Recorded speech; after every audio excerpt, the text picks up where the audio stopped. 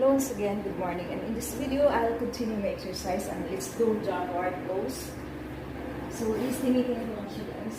And this is for body exercise.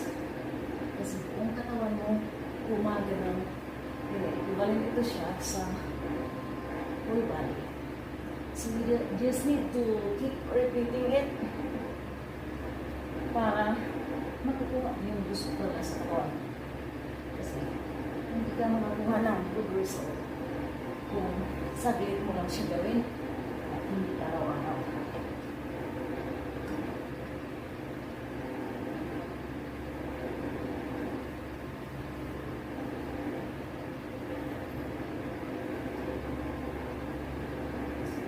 You think